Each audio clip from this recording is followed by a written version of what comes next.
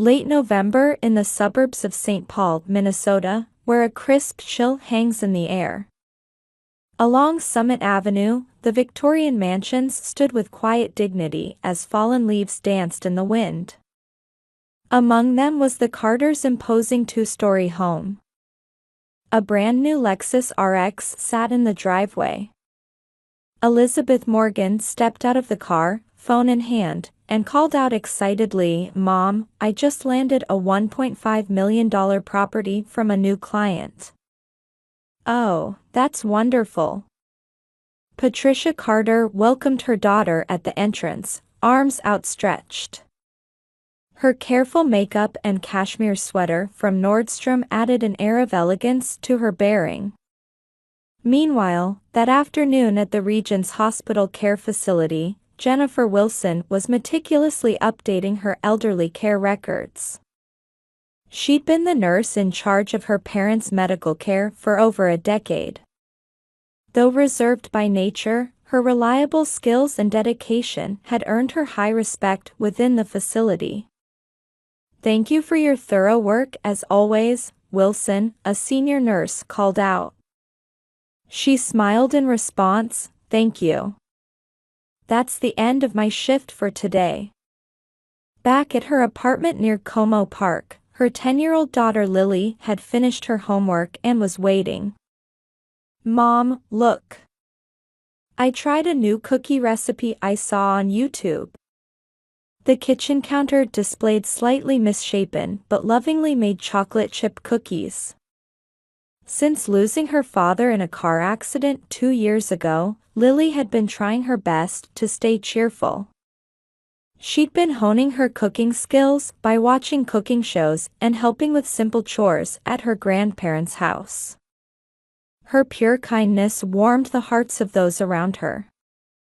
They looked delicious. Jennifer embraced her daughter. Her annual salary of $65,000 wasn't considered wealthy in this area, but the time spent with her daughter was priceless. Meanwhile, in the Carters' living room, Elizabeth was bragging about her son Tommy's grades. "My boy got another perfect score in math." The 12-year-old nephew was deeply engrossed in his latest iPad, sunk into the sofa. That day too, Robert Carter sat silently reading his newspaper. The former high school teacher had recently begun rereading the same articles multiple times. Everyone noticed the early signs of mild dementia but chose not to mention it. Despite needing hospital visits 3 times a week for diabetes and high blood pressure, Patricia was desperate to maintain appearances with the neighbors. "Elizabeth, let's make this Thanksgiving extra special. I've ordered a butterball turkey." Though the Carters appeared affluent on the surface, they were actually deeply in debt due to rising medical and living costs. Jennifer sensed this reality, but the gulf between the sisters had grown too wide for anyone to bridge. At dusk, Lily showed a handmade card she created at her grandparents' house. "I'm going to give this to Grandma at Thanksgiving." Simple drawings and words conveyed pure love. On Thanksgiving Day, Jennifer's car slowly pulled up in front of the Carter mansion. In the passenger seat, Lily carefully cradled a homemade pumpkin pie. "Mom, do you think Grandma and Grandpa will like it?" Lily's voice mixed with hope and anxiety. "Of course they will. You put so much love into making it," Jennifer encouraged her daughter while gazing at the row of luxury cars parked out front. The scene unavoidably highlighted the difference between the sisters' worlds. As they got out of the car, a cold north wind brushed their cheeks. Lily took out the card to accompany her pie. She had worked hard on the pumpkin pie since the previous day, following a Betty Crocker recipe book. She'd carefully measured the spices, checking YouTube tutorials multiple times. The card read, "To my beloved Grandma and Grandpa," in careful handwriting. When they rang the doorbell, a maid greeted them. "Please come in." Her manner was polite but somehow cold. The moment Jennifer stepped into the living room, she felt something was off.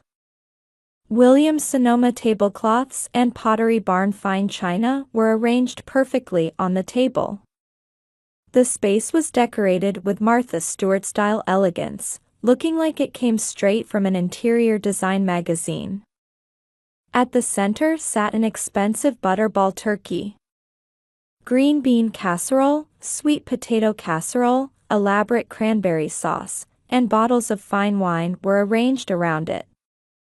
However, the table was only set for 8 people. "Grandma!" Lily tried to run over innocently. That's when Patricia gave her a cold look. "Jennifer, we have special guests today. Important clients from Elizabeth's real estate business." Her voice lacked the warmth of the mother she once knew. Lily stood holding her homemade pie, anxiously looking at the table. "Grandma, where are our seats?" The air froze in that moment. Patricia looked down at Lily from her height and coldly declared, "These seats are for family." Elizabeth added with a smirk, "It wouldn't be appropriate for poor people from a single-parent household. Having people like you at dinner would be disrespectful to our clients." The relatives gathered in the living room all averted their eyes. No one dared to challenge these cruel words.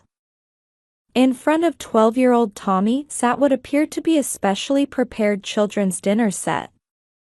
Turkey, gratin, and dessert, all perfectly plated.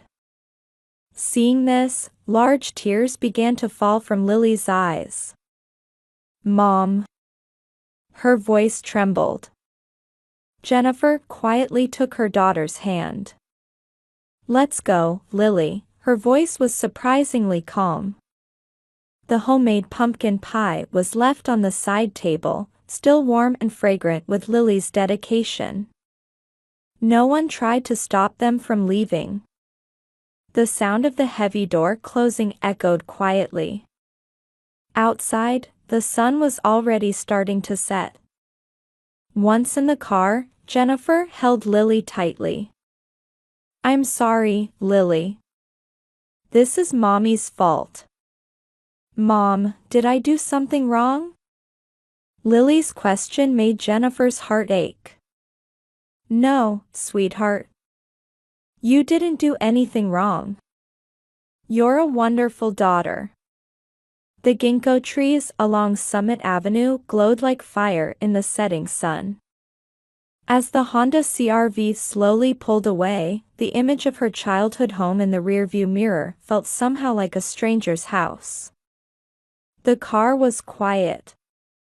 Soft Christmas songs playing on the radio hinted at the cold season ahead. Lily remained silent, staring out the window. Her small profile showed the sadness of a child forced to grow up too soon. By the time they reached their apartment near Como Park, it was already getting dark. While riding the elevator, Jennifer had made up her mind. This would be the moment to end years of patient endurance. Entering the apartment, Lily walked straight to the kitchen in silence. "Mom, can I make cookies?" Her voice showed a brave attempt to distract from her sadness. "Yes, of course. Let's make them together." That night, mother and daughter stood in the kitchen until late. Opening the Betty Crocker recipe book, they tried new cookie recipes together. Their small apartment kitchen was filled with the warmth of the oven and the sweet scent of vanilla. Though not luxurious, it was genuine family time wrapped in real love. A week after Thanksgiving, as Minnesota's winter was about to begin in earnest, Jennifer stared at the missed calls from her mother while walking through the halls of Regions Hospital. Over 10 missed calls. But her finger wouldn't touch the call button. Ms. Wilson, Mrs. Carter's blood sugar levels are at dangerous levels. A colleague handed her an emergency chart. The doctor's report showed that appointments and medication had been neglected. I'm concerned about your mother's condition. She's been canceling appointments since last week, the doctor frowned as he explained. Her diabetes numbers are very unstable. There's a risk she could need emergency transport this weekend. Hearing these words, Jennifer sighed deeply. All along, it had been her who accompanied her parents to hospital visits and managed their medications. Elizabeth was uncooperative, citing work, and was actually receiving financial support from their parents. Returning to her apartment near Como Park, Lily was practicing cooking in the kitchen. Mom, look. I found a new Christmas cookies recipe. Her voice was cheerful, but there was a hint of loneliness. After all, she'd suddenly lost her time learning cooking at her grandparents' house. The phone rang. This time it was from her father. Jenny. Her father's voice sounded weaker than usual. Lately, I am having trouble remembering the names of my medications. That night, Jennifer couldn't sleep. Through her work at the care facility, she was well acquainted with the progression of dementia. Her father's symptoms were clearly showing signs of worsening. The next day, she ran into Elizabeth at the church community center. Looks tough, Elizabeth said mockingly, clutching her expensive designer bag. But you're the one who abandoned our parents. Abandoned? Jennifer's voice shook. Who do you think has been managing their medical care for the past 10 years? Well, that's your job, isn't it? You're a nurse, Elizabeth shrugged. I have my own life. As a luxury real estate agent, I have to maintain certain appearances. Those words filled Jennifer with intense anger. But even more than that, a deep sadness welled up inside her. The gulf between the sisters had become too wide to bridge. A week later, Patricia was rushed to the emergency room. Her blood sugar levels have risen to dangerous levels, the emergency room doctor explained. Who has been managing her medications until now? My sister. Elizabeth started to say, then swallowed her words. At that moment, in a corner of the hospital room, Robert was repeatedly asking the same question. Patty, what day is it? Patty, what day is it? His dementia symptoms had suddenly worsened with the stress. The next day, there was a meeting with a social worker. Home care is no longer feasible in this situation, the social worker explained quietly. 24-hour professional care will be necessary. But such expenses. Elizabeth's voice rose. Insurance coverage is limited, the social worker continued. The family will need to share the costs. At these words, Elizabeth's expression clouded. Her glamorous life as a luxury real estate agent was actually built on debt. Car loans for expensive vehicles, payments for branded goods, her son's private school tuition. The costs of maintaining appearances had strained their finances. A few days later, the Carters' reputation began to rapidly decline in the church community. Rumors spread quickly. Whispers of the Carters' downfall began to circulate in the upscale Summit Avenue neighborhood. Meanwhile, Lily tried new recipes every day. Mom, these cookies for Grandpa. She started to say, then stopped herself. Her small hands kneaded the dough a little harder.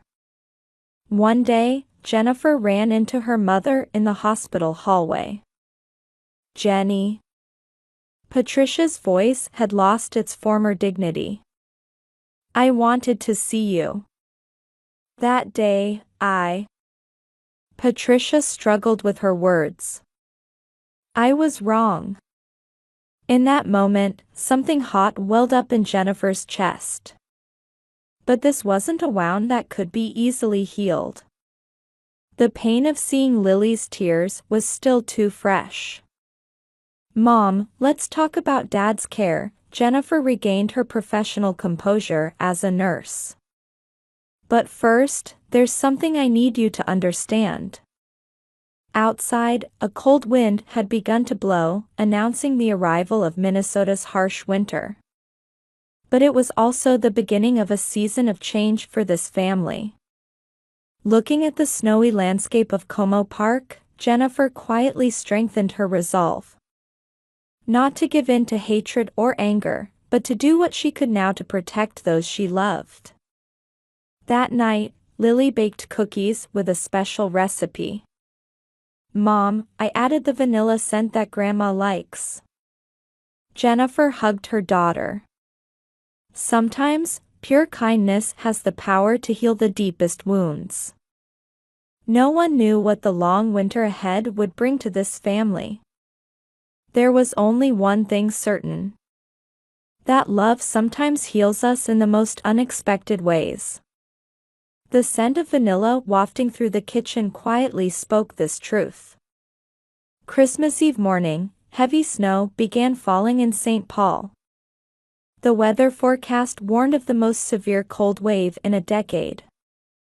Around 10 a.m., as the bells of the Cathedral of St. Paul rang, Jennifer's phone rang. Your father left the house. Patricia's distressed voice rang out. He said he was going to buy Lily's cookies. What? In this weather? Jennifer's spine froze.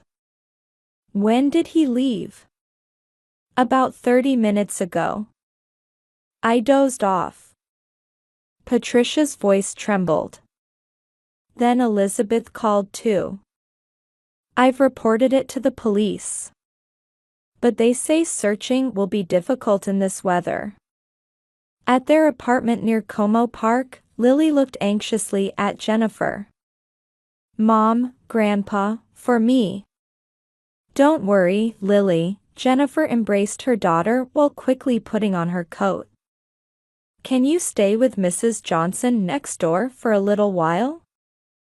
The Honda CR-V slowly started moving through the blizzard. Visibility was extremely poor, with snow constantly accumulating on the windshield. The sound of wipers desperately clearing snow heightened the tension inside the car. Arriving at Summit Avenue, Patricia was sobbing at the entrance. Elizabeth, wrapped in an expensive coat, was irritably talking on her smartphone with the police. Target. Dad's been saying lately that he often goes to Target, Elizabeth said, hanging up her phone. No, Jennifer quietly answered. Dad goes to the old bakery Lily loves. She's been studying how to make their cookies. The three began searching in the blizzard. Elizabeth's Lexus got stuck on an unplowed road. There's no way that old bakery would be open in this weather. She couldn't hide her irritation. Meanwhile, Jennifer recalled her father's habits. As a former teacher, he always walked the same route through town. She mapped out the shortest route to the old bakery in her mind. Then, a call came from Regent's Hospital. An unidentified elderly man has been brought in by ambulance. Suspected hypothermia. Rushing to the hospital, the emergency room was filled with busy activity. Medical staff hurried back and forth, monitor warning sounds rang out. In the treatment room, Robert lay pale on the bed. In his hands, he clutched a frozen box of cookies. His body temperature had dropped to dangerous levels, and his consciousness was hazy. Lily, cookies. Father repeated in a hoarse voice. In that moment, all the family's accumulated distortions were suddenly exposed. The emergency doctor confronted them with harsh reality. Continuing home care is dangerous. He needs professional 24-hour care. Elizabeth's expression clouded. But such expenses. My savings. Patricia started to say, then faltered. In fact, her savings were nearly depleted from supporting Elizabeth's family. Jennifer analyzed the situation calmly. Her experience as a nurse was needed now more than ever. Dad's symptoms and Mom's chronic conditions. We can't handle this with just family anymore. You don't understand anything. Elizabeth raised her voice. You betrayed the family. Even at Thanksgiving. Betrayed? Jennifer's voice shook. For the past 10 years, who do you think has been managing their medical expenses, accompanying them to hospital visits, and managing their medications? That's... Elizabeth's voice trailed off. At that moment, the hospital room door opened. Lily entered, holding a box of homemade cookies. Mrs. Johnson next door had brought her, knowing about the emergency. Grandpa, I made these. I studied the recipe, trying to match the taste of the cookies from that old bakery you liked. At those words, the atmosphere in the room changed. Lily gently took her grandfather's hand and offered the cookies. The scent of vanilla quietly filled the room. Robert's consciousness slowly began to return. Lily, thank you. His voice was weak but filled with genuine affection. Patricia was quietly crying. What foolish things we've done. Elizabeth too began crying, not caring that her expensive makeup was running. We lost sight of what's important because of vanity and pride. Jennifer silently watched her family. Sometimes, the deepest crisis teaches us the most important truths. Outside, the snow continued to fall heavily.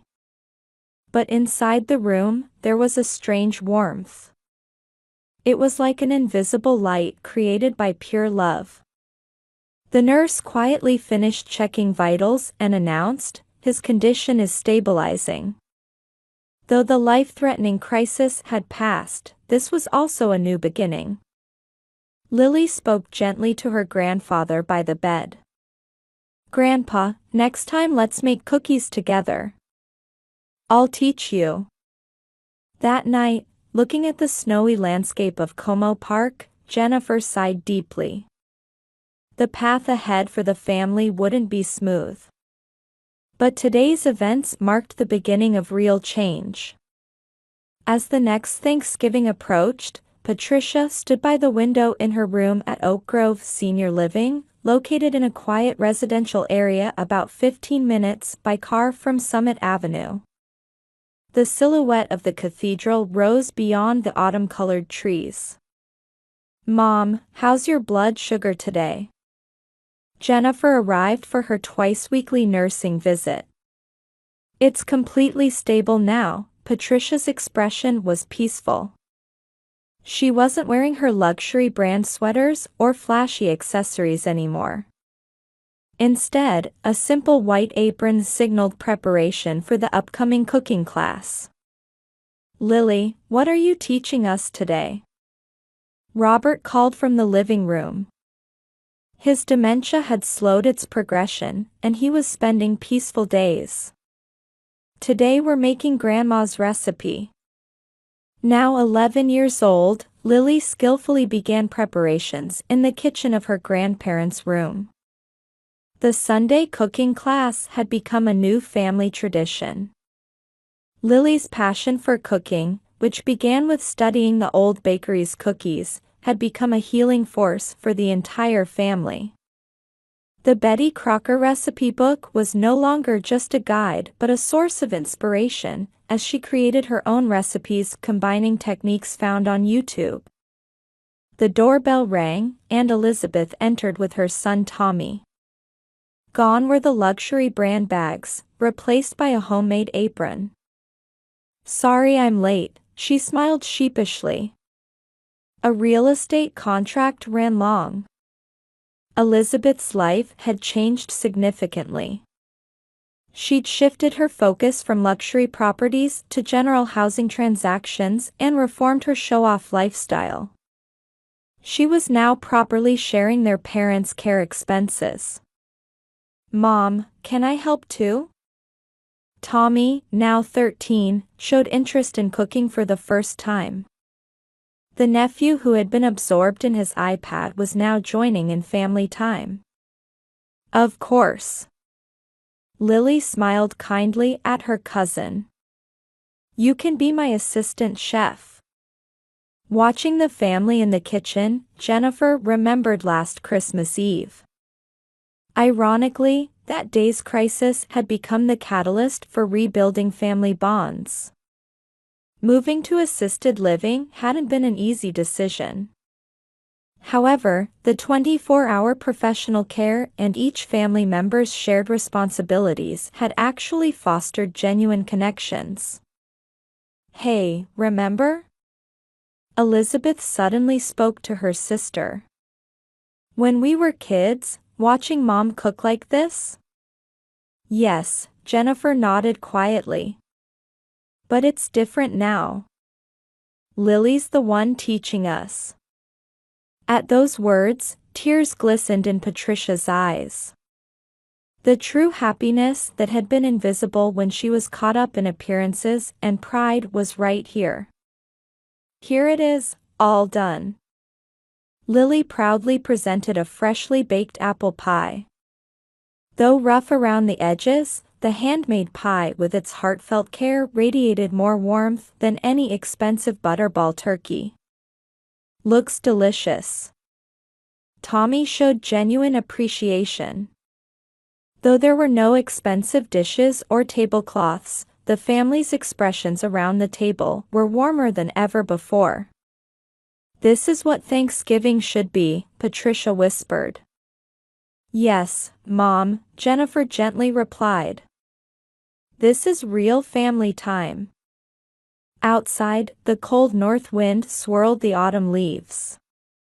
But inside, the room was filled with the warmth of the oven and the sweet scent of cinnamon. On the way back to Como Park, Lily asked, "Mom, did we find happiness?" Jennifer met her daughter's eyes in the rearview mirror. "Yes, we did. In the truest sense.